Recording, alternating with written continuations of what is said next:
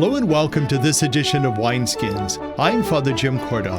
Wineskins is a program that features reflections on the lives of the saints and the sacred scriptures, along with a variety of issues and topics, all from a Catholic perspective. Wineskins is brought to you through the annual Bishop's Appeal, the Catholic Communication Campaign, and St. Paul's Catholic Books and Gifts, a division of the Society of St. Paul. On our program today, I will interview Bill Lawson from the Mahoning Valley Historical Society. We will also hear more information on St. Mary Magdalene, and today, as the Church celebrates a 16th Sunday in Ordinary Time, we will get a deeper insight into those particular Sunday readings. That and more on Wineskins. Catholic Charities is an important part of the life of the Church and her members. To share with us an important issue is Nancy Voitus. Joining me is Nancy Voitus, who is the Executive Director for Catholic Charities in Mahoning, Trumbull, and Columbiana counties. Welcome back to Wineskins. Thank you. Thank you for having me, Father. You know, Nancy, you've got lots of wonderful good news to share with us now. It's almost 6 months where you started A Voice of Hope, this wonderful shelter. Tell the folks that are with us all about it and how it's been going. The Voice of Hope shelter is targeting women and children who are homeless, who for whatever reason either can't get into the mission or there's no other shelter available for them. And so we want to get them off the street. We want to get them housed. And then our goal is to keep them for 30 days and work with them on getting into some kind of more permanent housing situation. We've been talking with other agencies, including people like the Mental Health Board and Beatitude House and different other agencies. We've worked together on looking at what we can do in this community to put together an emergency shelter. And last year, fortunately, we were able to find this building, received CARES Act money through the Mahoning County Board of Commissioners, and were able to purchase the building and renovate it. And we took our first client in January when we got our clearance for occupancy. Since we opened, by the third day that we were open, we were full, and we have run full since then. Our average length of stay has been about 42 to 45 days, so we are getting people moved. We are getting them housed. We're working very closely with the rescue mission because we didn't want people to think we were trying to duplicate something that was in the community, but to fill in a gap that we have seen and that other people have seen for quite a while. You know, because of this pandemic, we know that nationally there have been a lot of people that have become homeless. Yes. And I'm sure here in our diocese, and especially here in Mahoning County, that problem has gotten even worse. So having this particular place that reaches out and tries to fill a gap with this need is really important. What are the long-term hopes of the shelter? What do you hope to have done within like another 6 months to another year? Well, we hope that we can either continue or shorten our length of stay to get people moved quicker.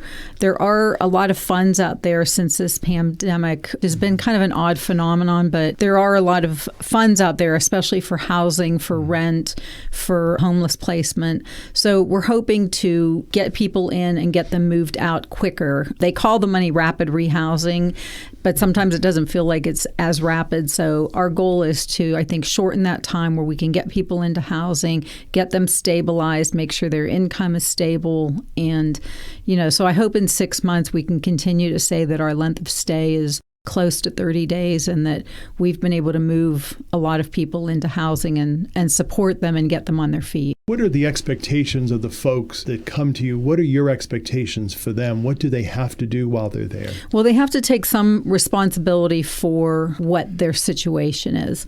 One of the things we ask of them is when they come in is that they need to be honest with us.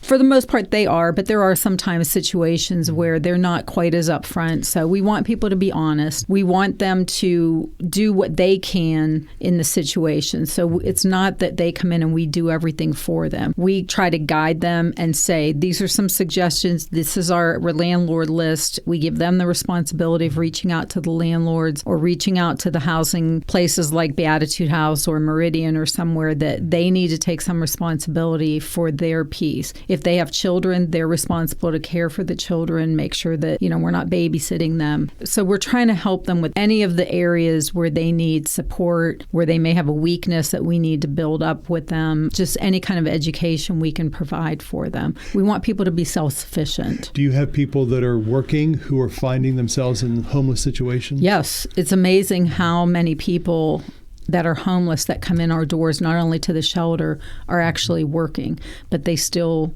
are in that gap where they're not making ends meet. Finding affordable housing, I mean, that's really been one of the challenges of the community, and we continue to work with other agencies trying to look at what else can we do to make places available for people, given their limited income sometimes. Tell us where the place is located and what people can do to help if they need it. Okay, the Voice of Hope Shelter is on Glenwood Avenue in Youngstown.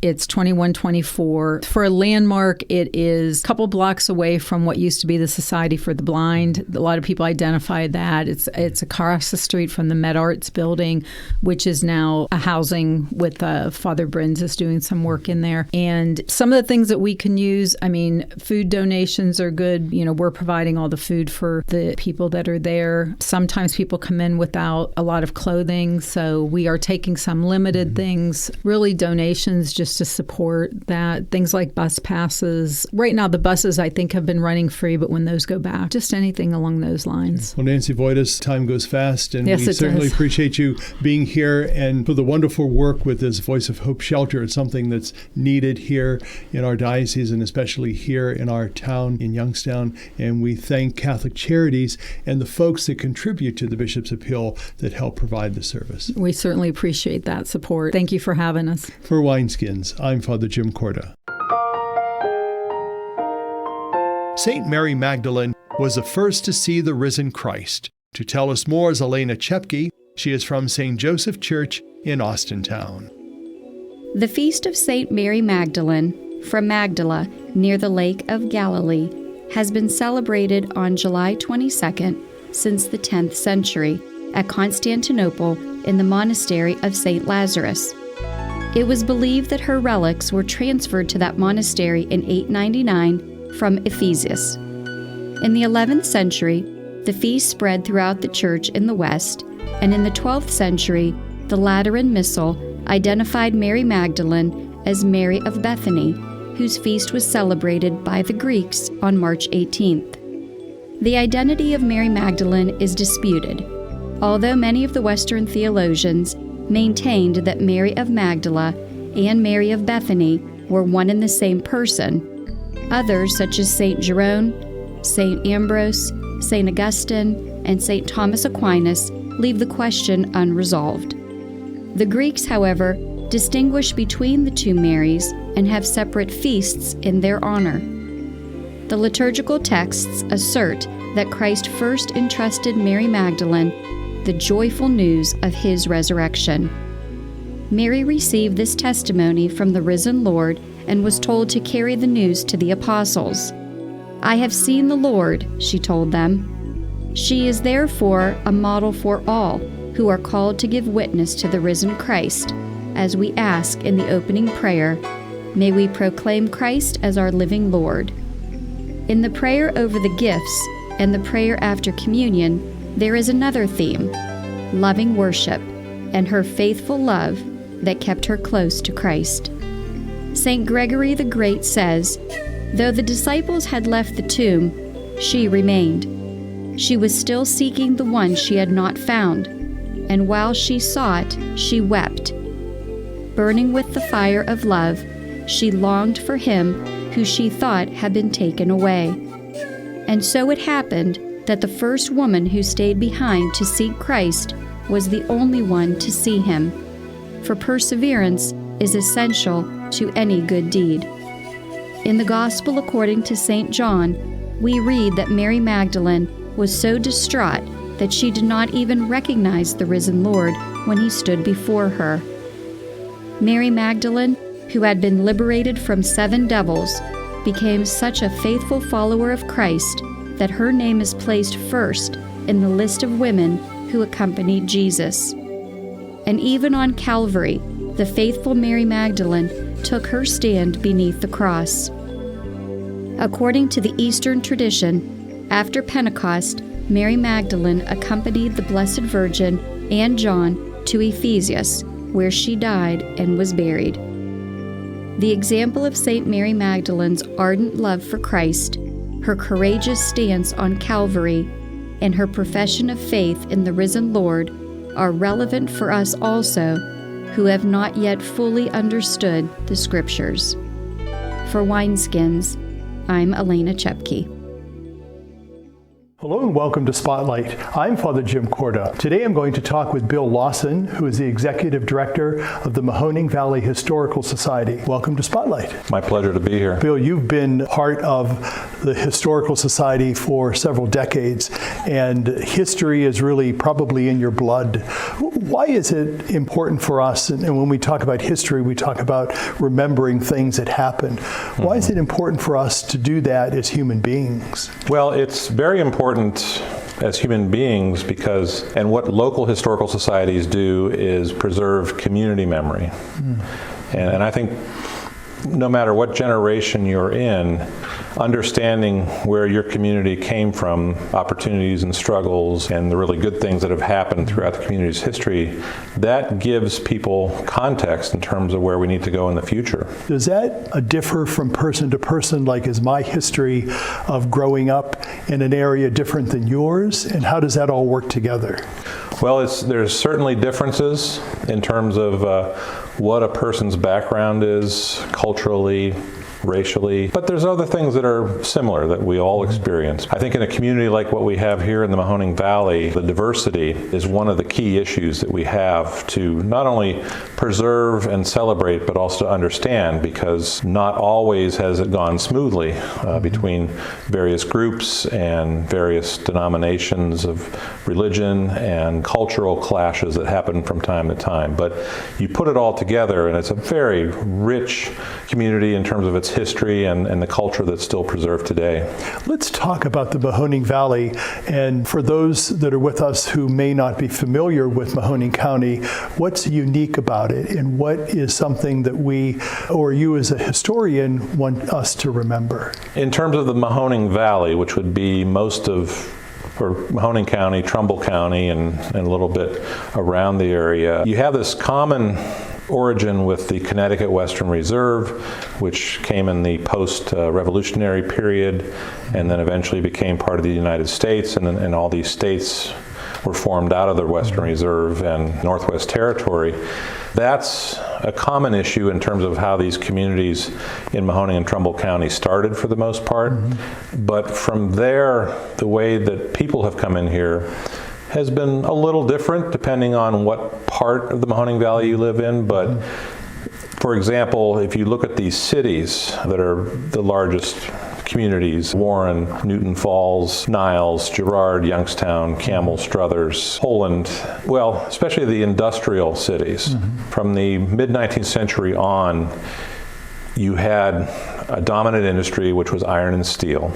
And you had a great demand for labor, which was met primarily by attracting people to come here to work. And for the most part, the large numbers of people we needed have been coming as immigrants from Europe, from the Mediterranean and near Middle East, from the American South. And they all came here bringing with them their small amount of personal baggage, but a great deal of, shall we say, cultural baggage in terms of who they were, what was important to them. And in communities like that, it was very heterogeneous. You had what some have called tribal communities, cities where had very distinct ethnic neighborhoods and districts, and people lived in those districts for the most part out of choice because it was a matter of feeling comfortable with people of a shared background while you got used to living here in the United States and the Mahoning Valley and making all those adjustments. And sometimes that has changed and sometimes it stays the same.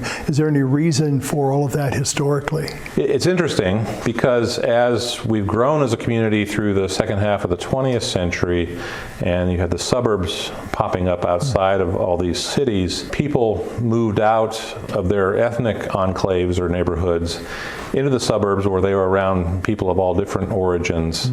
So you would think that would melt down all those cultural differences, but it didn't really, because people still were connected to their old neighborhood, they were connected to their parish, they were connected to their social and civic clubs, and to their relatives. And so the identity part of it stayed the same. And of course you had communities like African Americans that didn't have all the housing opportunities in this expansion out from the center city, but equally equally, their culture and their community held them all together. Let's talk about the Historical Society. How did it start? When did it start? And give us a little background. Well, we started on September 10th, 1875, and this was the first annual Pioneer Reunion of Old Citizens. And to understand that, this was a year before the American Centennial. I think it was one of the first times that you had a national nostalgia in terms of we're a century into this American experiment. Let's look back on our past, and at that point there were still people living here in the communities of the Mahoning Valley who came as pioneers across the mountains. So tying in with them, those that remained, but also creating an organization that would continue beyond these reunions to preserve our region's history, and that's how we came together. What's the purpose of the Historical Society? What's its main goal? Our mission is pretty simple: collect, preserve, and teach the history of the people of the Mahoning Valley.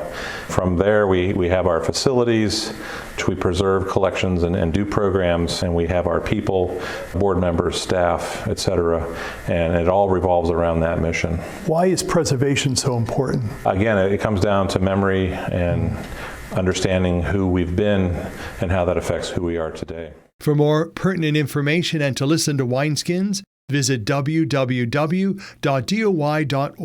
the website of the Catholic Diocese of Youngstown. Stay with us. We'll be back in a moment. Catholic Charities' Summer Hunger Campaign aims to alleviate some of the stress that many families face during the summer when children do not have access to daily breakfast and lunch at school. Funds and donations collected during this campaign enable Catholic Charities to offer healthy food and snacks to families during the summer months. Catholic Charities continues to serve our neighbors in need during these difficult times, providing food, food vouchers, and other material goods. What can you do to join with Catholic Charities in fighting hunger? Pray for families who suffer from food insecurity, donate to the Summer Hunger Campaign, or visit our Dollar Days wish list to purchase products most needed by our families. To learn more or to make a donation, visit www.ccdoy.org.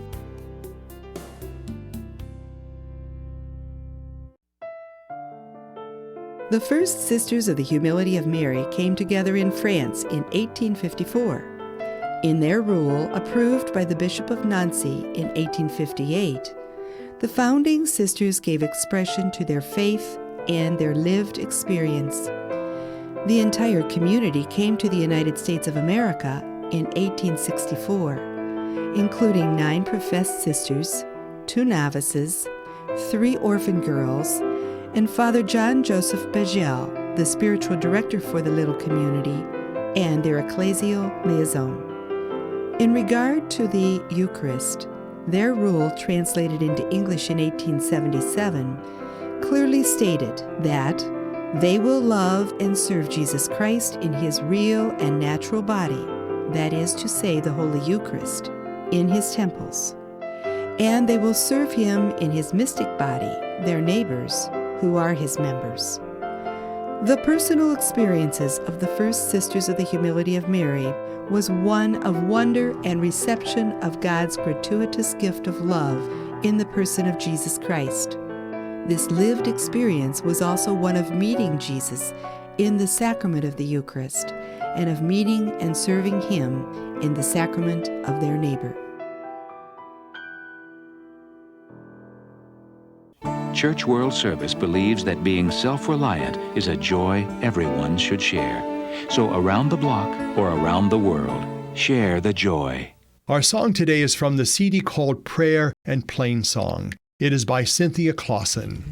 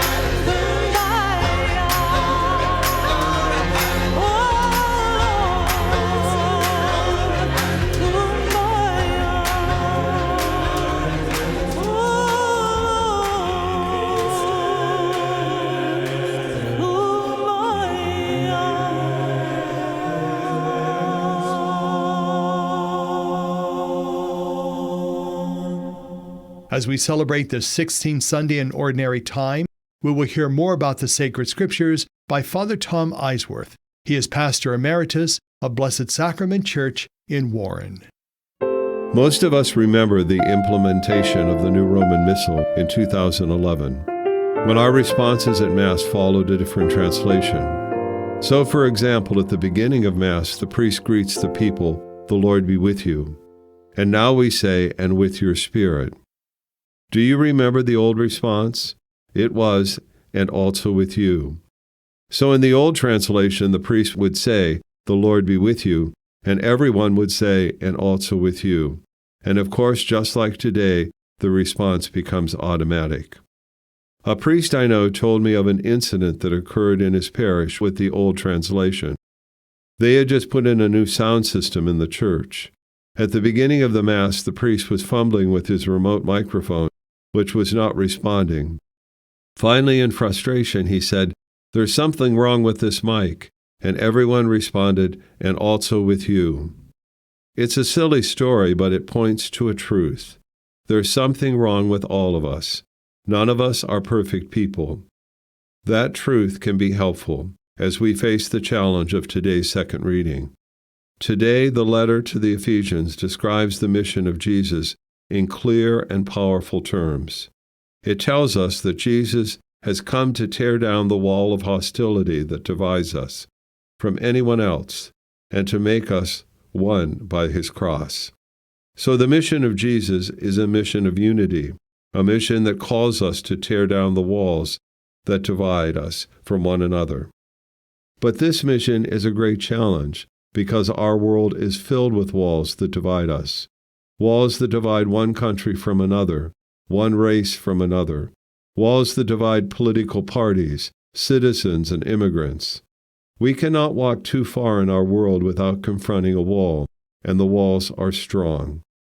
They've been built up over the years and out of fear, misunderstanding, and self-interest. So how can we even begin to follow Jesus' command to tear the walls down? We can begin by remembering the truth that comes from the silly story which I began my reflection. There's something wrong with all of us. No one is perfect. When we look over a wall and say, "There's something wrong with the person over there," it is crucial to remember that something is wrong also with us. The thing that we share with every person and every group of people is imperfection.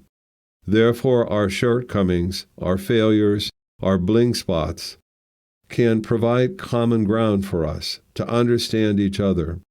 If we approach people believing that we are perfect and superior, we will never understand what others think or feel.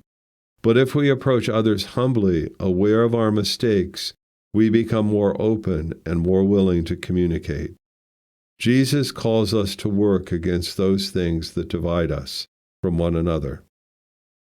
That begins by realizing that whenever we decide a person's idea or attitude is wrong, it is also something for us to consider in ourselves. It is only when we mutually share our weakness that we begin to understand why we need one another and how we can work together to tear down the walls that endanger understanding and peace in this world. For Wineskins, I'm Father Tom Eisweirth. In today's Gospel, the 12 came back from their mission exhausted and exhilarated. Jesus knows they are tired. He takes them away to a deserted place to recover. We also need to be refreshed in our own life. Wineskins is a production of CTNY, the Catholic Telecommunications Network of Youngstown. It is brought to you by the Annual Bishop's Appeal, the Catholic Communication Campaign, and St. Paul's Catholic Books and Gifts. I'm your host, Father Jim Korda, wishing you a beautiful week.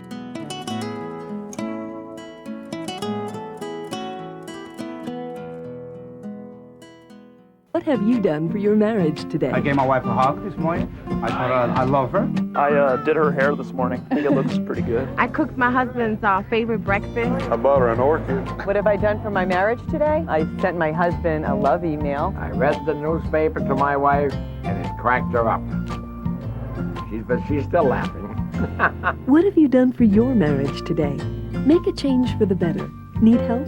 Go to foryourmarriage.org, a message from the Catholic Church.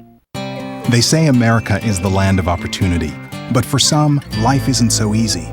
Right now in America, 1 in 6 children lives below the poverty line. That's nearly 13 million children of all races, all across our country.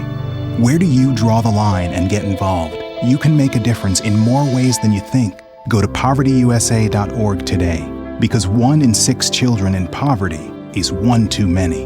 A message from the Catholic Campaign for Human Development.